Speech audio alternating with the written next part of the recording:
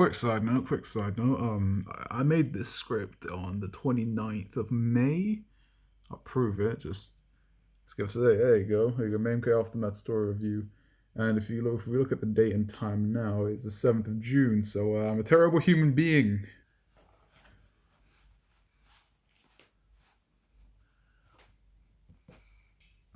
Yeah, just not doing that again. Before I get into this video, when you're a top class YouTuber, you gotta do some warm up exercises, for the old vocal cords. Here's one for any of you guys who want to learn at home, anything like that. You can use pretty much anything for this. Something soft. The key with this is right. So it should be obvious enough, but this video will contain spoilers for both the original MK11 story and the story of MK11 Aftermath. So, click away now, or swipe the video down and swipe it down again. I think that's how YouTube Mobile works. But just get out here if you don't want to hear or see any spoilers. Or if you're cool, you can keep watching.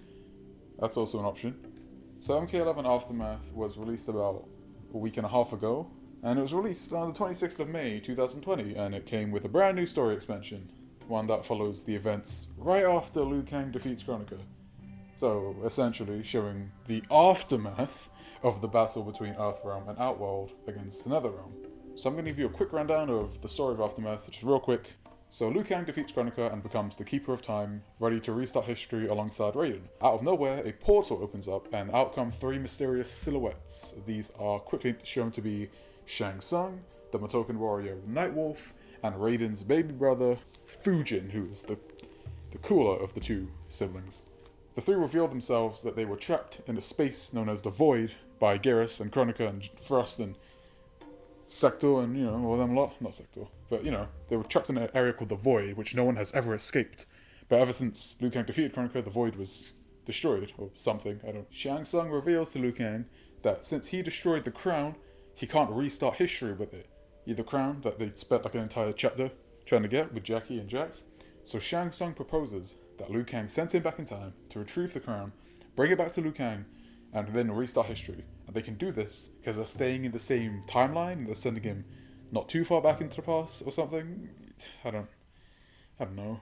Liu Kang agrees. He agrees to this proposal, but he sends Nightwolf and Fujin along with him, since Shang Tsung cannot and never could be trusted. I mean, the guy betrayed Quan Chi, Shao Kahn, Onaga. I mean, it's pretty obvious that Shang Tsung cannot be trusted. He's a snake. His fighting style is known as Snake in the 3D era games. What more do you need to know? So Liu Kang works his magic, the squad are then brought to the Colosseum after Katana unites Outworld and they go and fight Shao Kahn. Some unimportant fights happen with Collector because, let's face it, who really likes Collector that much? And they soon realise that they have to reach Shang Tsung's island before Cetrion gets there. And even that is pretty unlikely, so they'll need to defeat Cetrion and take the crown. And there's only one person who can really stand a chance. Sindel. Remember Sindel from the 3D games? And MK9? And also MKX when she was a Revenant? Yeah, that's Sindel. So, Sindel. So they quickly head to Earthrealm in order to grab a wee bit of Jinsei to revive Sindel. We quickly get a cameo from the Crypt guy. Look at him. Good old descendant of Apep. Remember Apep? This guy? My name is Apep. Master Boraicho asked me to show you the other schools where he teaches martial arts. Yeah, that guy. So some more stuff happens, they fight some more, and they end up captured by the Revenants. One of which is... Sindel, you look well. So they beat Sindel, Shang Tsung gets his face melted and consumes Nightwolf's soul in order to heal.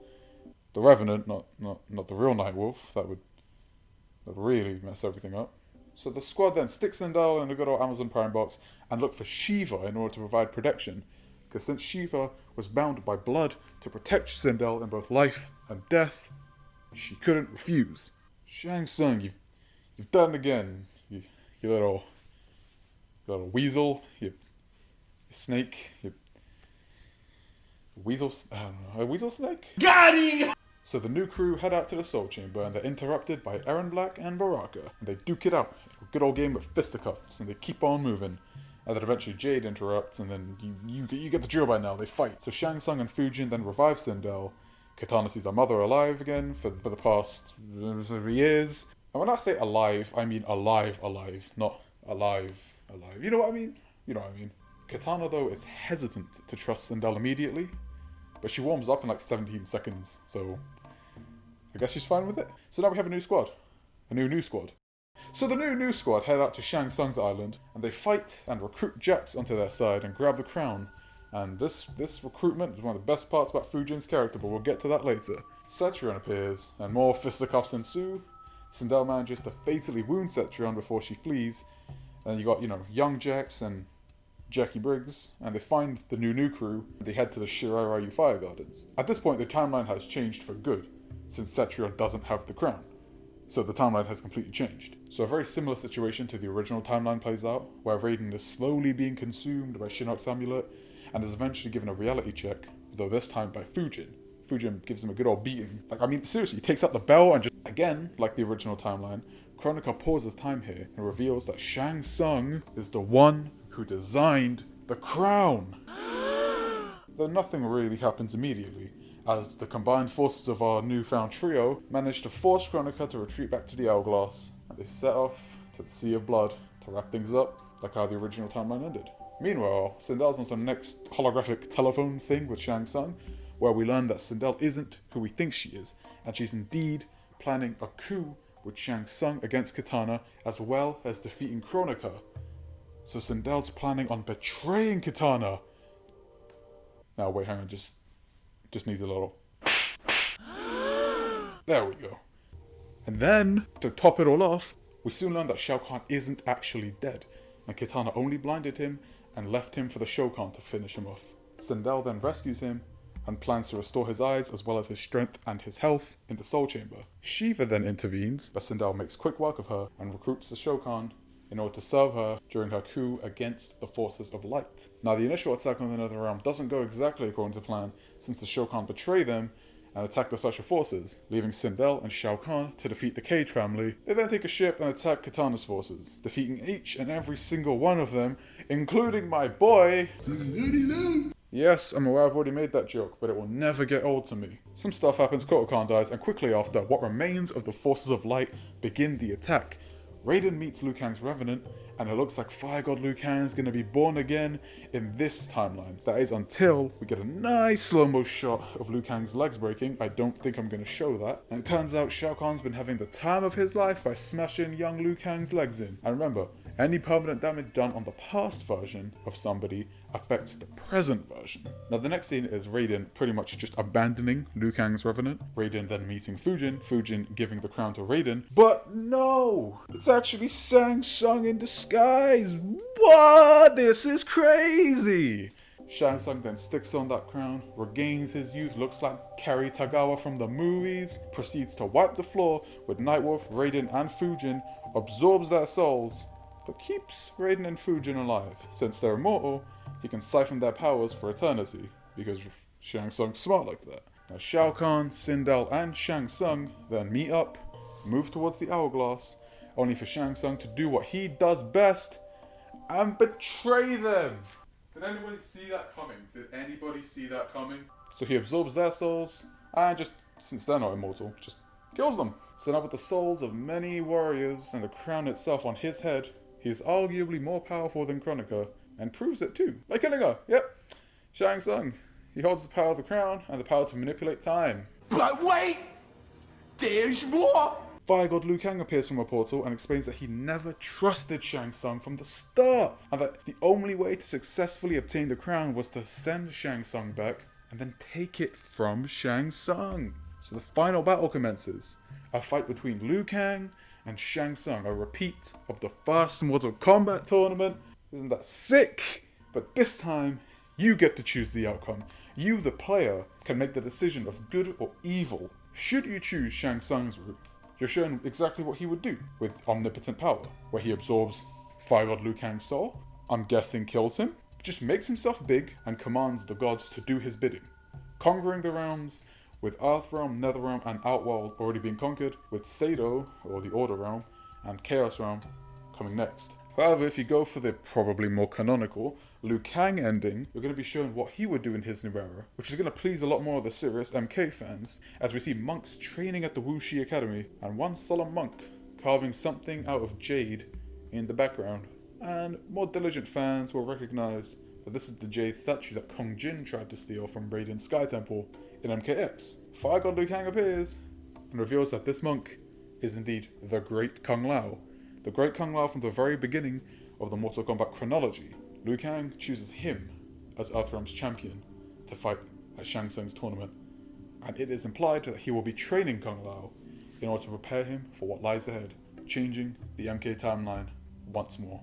And that is essentially the story of MK11 Aftermath. The story itself was very well done, and it provided a different take on the MK11 story, and as a result of that, there are now two different storylines for fans to analyze or even pick favourites out of. Well, at the end of it, it doesn't really matter since a new timeline has started, much like how MK Armageddon ended one timeline. Now, what I'd like to do is quickly go over how each character was presented in the story, and we'll start with the Matoken himself, Nightwolf.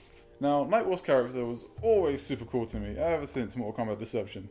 Like the idea of harnessing the power of the spirits in battle, animal spirits, nature spirits, and that being visible with his spirit arrows. That was the coolest thing to me as a kid. While Nightwolf's character was present for pretty much the entire story, it didn't particularly stand out as well as Fujin's or Shang Tsung's.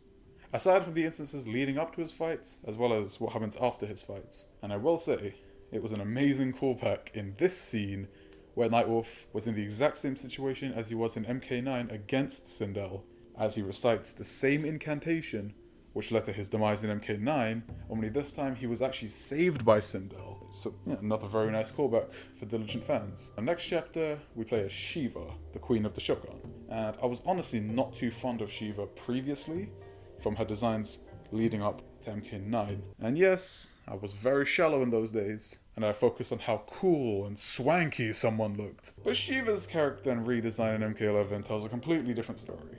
But look at this scene, where Shiva hears about Sindel's name and then sees her body in that coffin.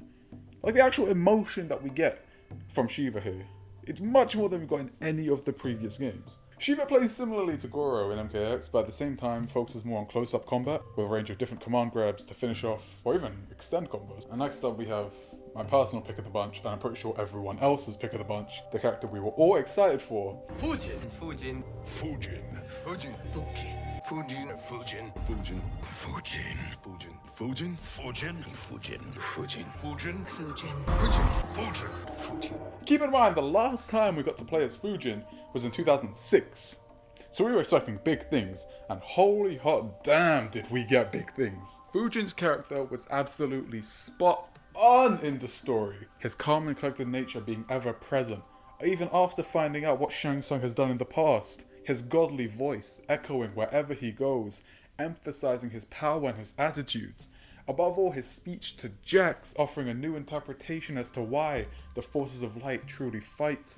This can be called back to later, during Sindel and Shao Kahn's chapter, when young Johnny Cage finds the true meaning to fight, to protect our loved ones.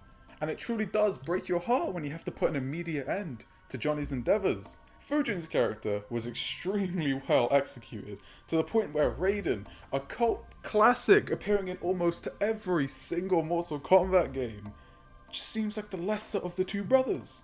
Overall, NetherRealm really did Fujin justice here. Unlike Sindel, who... Oh, Sindel. Yes, Sindel. Now, I'm not really going to bother going over Sindel's character in that much detail.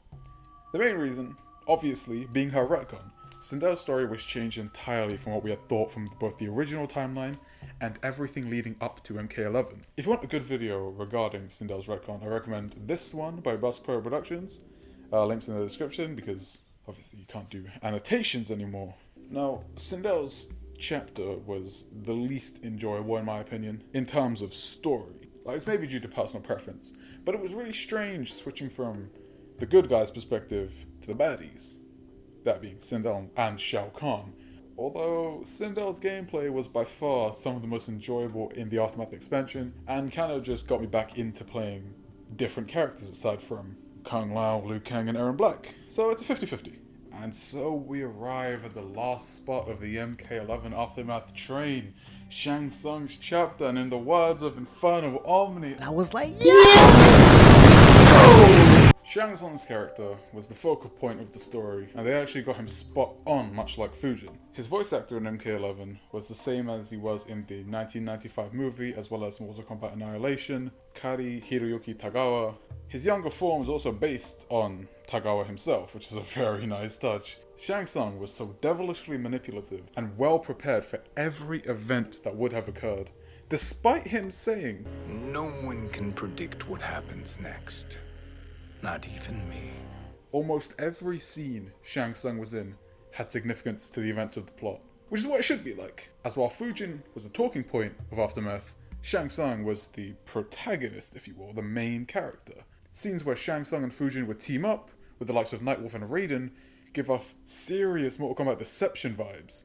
Like here, it's very similar to how Quan Chi and Shang Tsung were attempting to stop Onaga from reaching them, and where Raiden would normally join in, this time it is Nightwolf who puts a stop to Geras. Though later, when Kronika freezes time in the Fire Gardens and stops Raiden, Raiden is soon taken out of his sandy prison and joins Fujin and Shang Tsung in order to put Kronika down, much like how they stopped Onaga in Deception. Even Shang Tsung's snake takes somebody out in the exact same way that he took Raiden out in MK Deception's intro. I love MK Deception! It has Shujinko and Zombie Liu Kang! The writers really didn't mess around with Aftermath, and again, it left us wanting more. What happens next?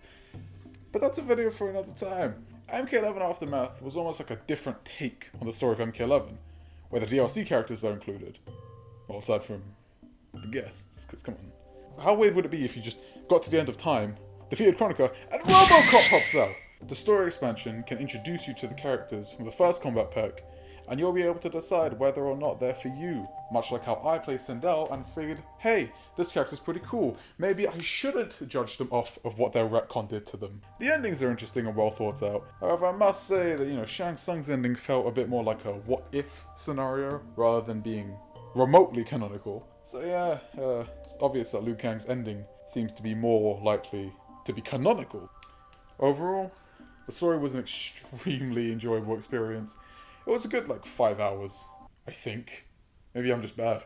It offered a bunch of throwbacks to both the 3D era of Mortal Kombat produced by Midway, as well as the previous MK games of the current timeline. If you want a rating out of 10, it gets a solid 8. But come on, you can play this motherfucking RoboCop. 9 out of 10. 9.5 out of 10 out of 10! Hey, thank you so much for watching my crazy ramblings about Mortal Kombat 11. If you liked my video, you could always drop a like. If you like my voice and want to hear more of it, which why would you? You can always subscribe, that's always nice. You can follow me on Twitter to see more funny jokes like this one here about Mortal Kombat 11. Make sure you stay safe because the world itself is in an absolute state, and peace be with you, man. I'm out of here. Peace, I'm out of here. I'll see you guys next time. I'm out.